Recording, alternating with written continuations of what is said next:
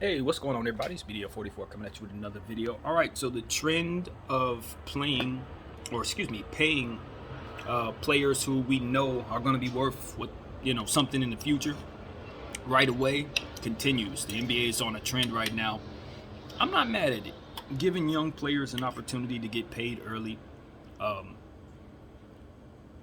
I've had conflicting feelings about that as it pertains to whether or not it'll keep a player wanting to learn the game, wanting to be passionate about the game, distract them kind of in a way. Once you turn them into a very wealthy person, it can kind of turn into a distraction for their basketball play, that kind of thing. So it's risky in that way, but I think it's good because it gives these teams a better way to manage their cap as these players continue to mature.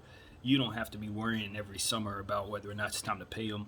You don't have to get to a point where they've matured in their production to a point where they're expensive, and you know have to necessarily pay that price because you already have them on contract for what this deal would be before they became what it is that they would become. So this gets you out in front of the game if you're the owners and the GMs. It gives you that wiggle room to where you'll have a very, very talented player on the last year of that deal, for a fraction of what he's worth if it pans out the way it's supposed to. And so in this case, Jaren Jackson Jr. is the guy that's going to be the next one up for that. He signed a $105 million deal extension with the Memphis Grizzlies for 4 years. We saw Mikal Bridges get 90. We saw THT get a deal like that.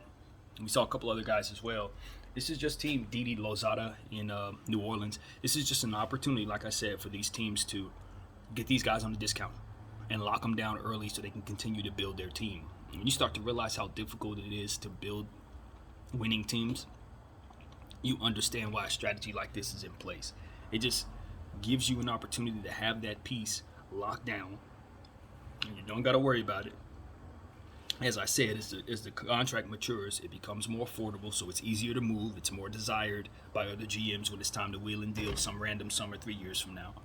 So it's a lot of stuff that goes right when you put yourself in a position to have this contract on board with a player that you believe in and want to build around. As to which Jaren Jackson, that's a no-brainer.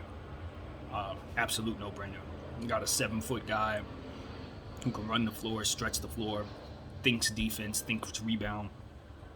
It's a no-brainer. He's definitely the type of prototype player that you want going forward in whatever system you have in place. And being that this is Memphis, we're talking about with the type of grit and grind players that they've had, the type of defensive bigs that they've had. I mean, Jaren Jackson is definitely going to be there for years to come, so it's not even a worry. I think the only concern with Jaren Jackson is injuries. He's had some real injury history to start his career. So you wonder if that's going to continue to be a thing.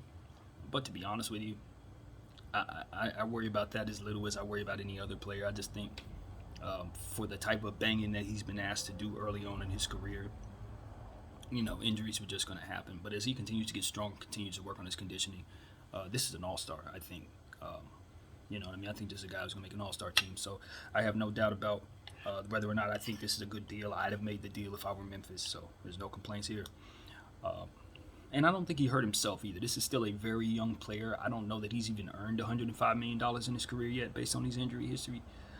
So this is a good deal for him too, because the risk is, more injuries continue and he may not be offered that kind of money later on.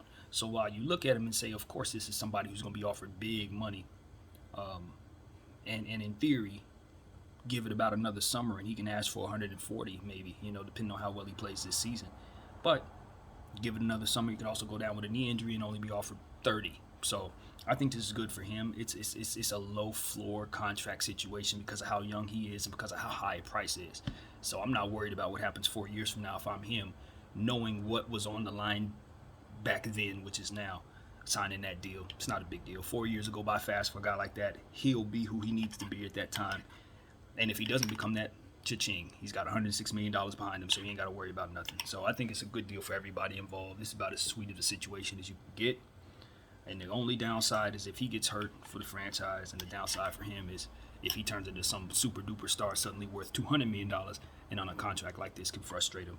But if that were to be the case, they could restructure. We've seen guys try to restructure deals like that, and if it gets too out of hand to where he turns into MVP or something, they'll be inclined to do so. So no downside in my mind. Nothing worth worrying about at all. So that's what I got, man. 4 years, Jaren Jackson. The only thing you want to wonder about with Memphis now is how do you pay for other players? How do you pay the other guys that you like? Has Ja been paid? I don't know, but of course he's going to demand max right away. And then you got guys like Brooks and there's several other players on that team that they like a lot. So they're a young team. Guys are going to have to leave. They're not going to be able to pay everybody. But as of right now, they got everything set, and I think this is going to be one of the most improved teams in the Western Conference this year. I got them being a playoff team this year. They're deeper than people think, even though they don't have a lot of superstar power. They run deep in just about every position. And Ja can make a huge jump in any moment now. He can go from being a star to a superstar any moment. So can Jaren, to be honest with you. So this is a Memphis team that I think has high hopes for this season. And I expect to see them as a 7th seed, 8th seed. I really do. I think they're in it. I think the West is not as strong as people think, and Memphis is actually one of the better teams in that pile of teams on the second half of it. So that's what I think, man. Congratulations to Jaren Jackson and his family. Congratulations to the Memphis Grizzlies. This is good for everybody. My name is BDO44. Thank y'all for watching. I'm out.